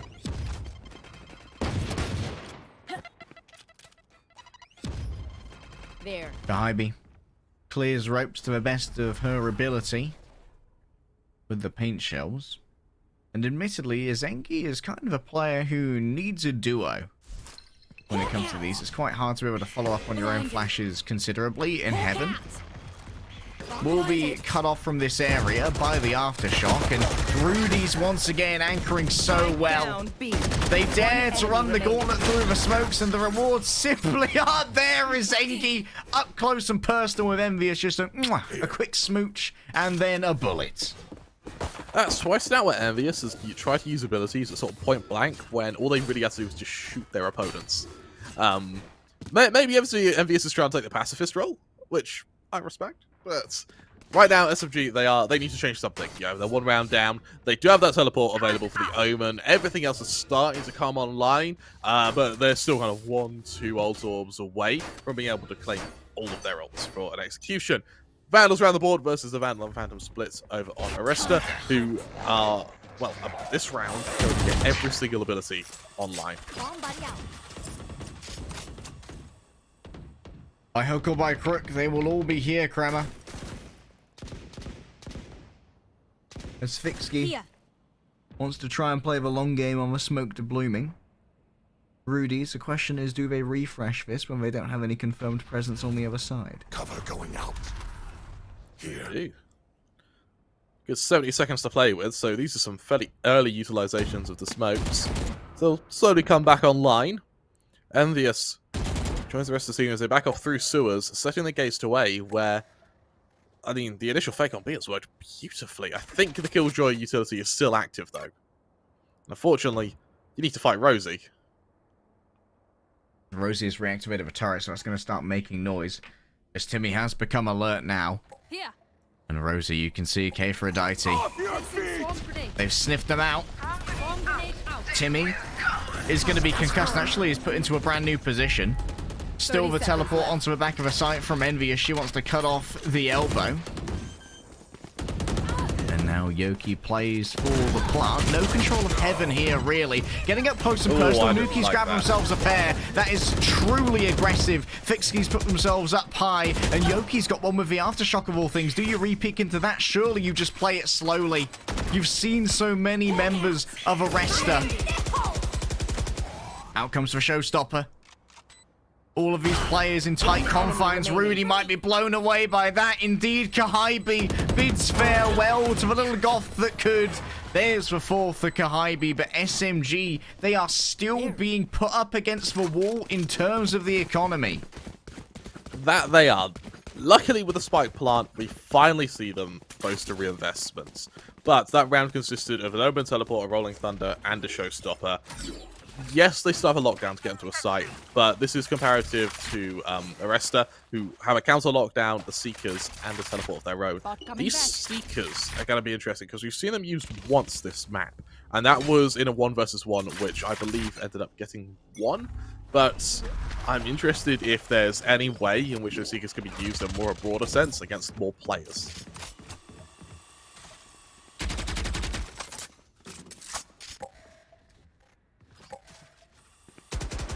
SMG, uncommittal with the spike for now. Remains in Sushi. Which is interesting, but with no spike.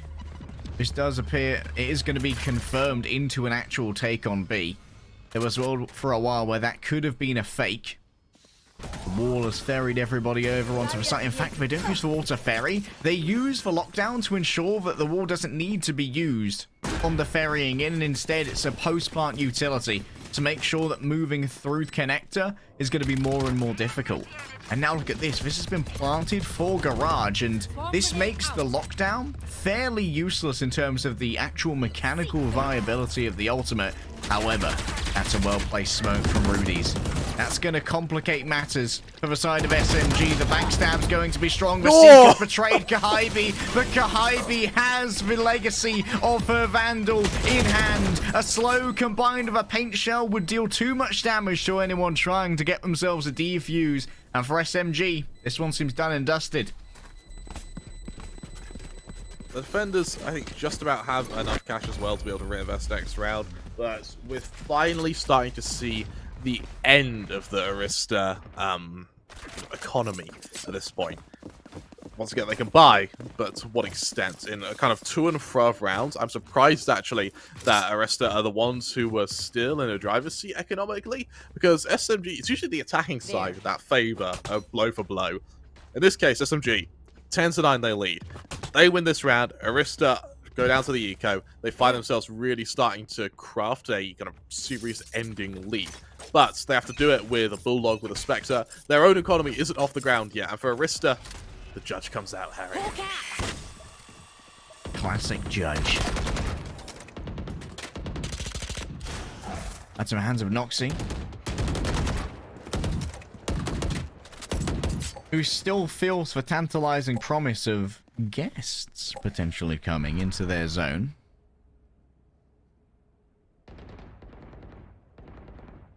It's an interesting choice of smoke here for the defense, considering that there's a judge that might find itself a longer engagement range to people moving through there. All the timing.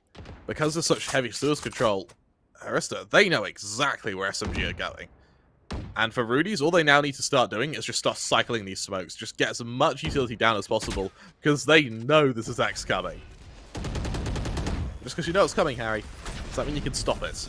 No one's SMG here either. Rudy's is missed by the paranoia, I think, but still gets flashed on the entry here. Yoki manages to win out that fight, and now Zengi, isolated by that smoke, will try to play for the connector, but guess what? That's smoked off as well. Envious, she might not be much of a controller player usually.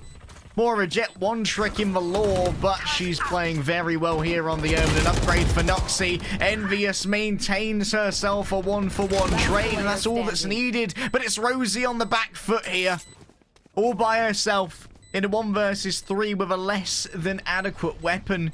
Fixky might try and play for an upgrade if they are brave enough to do so. And there it is, the upgrade to the Phantom. Rosie should be spotted here, and indeed they are. Kahibi with another 3k. She has come alive on the attacking side. I was about to mention, yeah, Kahibi has really woken up these last couple of rounds, and currently, as they sit going 23-15, they are the driving force to SMG right now, and while for the race, they had a relatively quiet defense, and as they started the attack, I mean, they were getting stray kills here and there, but it's last almost like 4 rounds, they've just dominated. I think they've actually doubled their kill count in about 4 or 5 rounds. Yeah. As they're doing a Rosie right now, and while Rosie has fallen off, it's been down to Kahibi, who's just continued their own momentum. Noxy not rewarded for her audacity here. And Kphrodite has taken out the greatest warrior that Aresta had to hand. SMG are on the precipice of not only grabbing themselves match point here, Kramer, but also potentially economically resetting Aresta. There's a world where Aresta have to call a save already. Nope, they've lost out on their Spectre. Now with the 2 rifles remaining and 150 credits between them, this has to be a save called. They've lost one of the rifles. Does Rudy's dare to push forward here? She is in the spawn and she is yeeting out of there ASAP. SMG hardly took damage that round. Only 1 player got scathed. And honestly, I consider 16 damage like falling down the stairs. Like, that's like the real life equivalent of 16 damage. They're going to go on a hunt now. They really want this Phantom in the hand of Rudy's here. Rudy's does have an ult, so they can actually just teleport to the other side of the map. Do they teleport to the other side of the map and defuse? Is that an option? I don't think they risk that. Rudy's is all about staying alive here rather than winning the round. Yeah. So that's true. She's just making active movements here to try and avoid where she can hear the hunters. And indeed, she does keep a hold of this rifle. However, for the rest of the team, it's going to be a day of specters, maybe. Bulldogs, judges, wherever they could be found. We've seen a few Bulldogs today, and none of them have really done too much damage. It's really been the Spectres and the Phantoms that have done the majority in terms of, like, eco investments. Even Sheriffs have done more than the Bulldogs at the moment. But there's SMG set up for a bit of a default hit. We do see that ult readily available on Fixkey, as well as Envious. We are one away from Kahabi, who's going to be able to do this soon. Harry, this can very well be the start of the end. All right, the Bulldog doing a little bit more this time around in the hands of Rosie. Who else would it be? Taking out her counterpart in K-Phrodite, and that sends for Spike actually reeling, although it is technically unknown to Aresta. 4 versus 4, as elsewhere over on the ramp, they did lose Nuki, who is a big player to lose. Smoking off B at the moment. Info gathered by Envious. She's positioned herself on the back of a site, the linchpin here. Remember, if SMG get this planted, they can play it as close as they want because they do not need to worry about dying to the spike. If the round is won, the match and the map is won as well. Rudy's opens up strong. Kahabi was one of the biggest targets that was needed to get rid of on SMG. Envious tucks herself back into the cubby. The defensive power helps almost direct there from the bird. But it's Envious who grabs herself too. Yoki's got the covering fire. And now Rudy's has to do it all by herself to keep Aresta out of the lower bracket. SMG, they wished for the winners finals and they wished upon the right star because let me tell you, there's good news. Haley's comment won't come around for another, I think, 10 years, so I hope that wish was worth it, because I believe they're going to be going up against Bren, which in itself was a bit of a scary prospect, but if they're able to mimic that success, if Kahibi's able to play that well, then honestly, Harry, there's a world where it just doesn't matter, and they'll be able to play that well anyway. Over on the other side, I think Alter Ego Celeste and Bren are at 1-1 at the moment, Kremer. Remember, Alter Ego Celeste, our favourites for the tournament at the moment, currently on 20 points in the standings for the Game Changers Asia Pacific Series, but the gap has been narrowing and narrowing between Alter Ego Celeste and the rest of the playing field here. We'll be able to bring up our stats sheet in just a second so we can try and break down how this happened, but kudos, Kremer. You believed in the SMG attacking side, and you were exactly right to do so. A chamber appeared in the midst of all of this, but K-Phrodite still was at a great play. I'm very surprised K-Phrodite got the MVP instead of Kahibi. Bear in mind that I think Kahibi had way more kills at the end of that. However, for K-Phrodite, while they didn't have standout rounds like Kahibi, they were able to kill more consistently. And in every kind of round and every kind of retake, they were getting 1, they were getting 2 players. And that's all they had to do. Of course, this is the stat sheet over from our first map of Haven. That explains it. I was going to say that explains it quite a bit. Suddenly it all makes sense. Here's Split. Would you like to analyze? That makes a lot more sense. Oh, that makes much more sense. Kahibi able to take that MVP. Rosie, of course, the counterpart. Both of them absolutely deserving of their MVPs. And, well, K-Phrodite, while they were pretty good, they were getting kills consistently rather than Kahibi, who just played out their mind. Yeah, Kahibi kind of, they took their time to warm up over on Split, it's fair to say. On the first half, Kahibi kind of was playing second fiddle to some of the rest of their team. Envious doing some really good work on that first half. Yeah. But in the last few rounds, Kahibi stringing together 3Ks in multiple rounds. Rosie getting the first 6K that I've competitively cast. I haven't seen any others in competitive either, Kremer, which is that's our first a big 6K. achieve. Yeah. Oh. Well, I feel sheepish. SMG, they find themselves, I mean, just dominating on their attack. And for me, SMG are a team that bloody good when they have guns. When they are getting reset and when they are in that sort of reset cycle, they can be very easy to exploit. But the second they break free of that, good luck putting them back into that corner. Yeah, SMG, they are definitely making a case to be potentially the winners of our entire tournament here and walk away with 1.5 USD. I believe we have a look at our brackets next, if I heard correctly, so that we can have a look at how things are progressing for playoffs day 2 over here. As it fills on out, you can see that Bren and Alter Ego Celeste are still going at it, but SMG in our playoff bracket, they are yet to drop a map. Yes, for Aresta as well, they are now going to have to play against X10 female, which, let's be honest, is going to be... I'm surprised X10 are even in the lower bracket. So having to play against them certainly isn't going to be a fairly daunting prospect. As well as the fact that the loser of the Alter Ego and Bren game has to play against Zol. If I'm Zol, I'm starting to shake a little bit, Harry. I mean, yes, they look dominant against GD, but is that enough?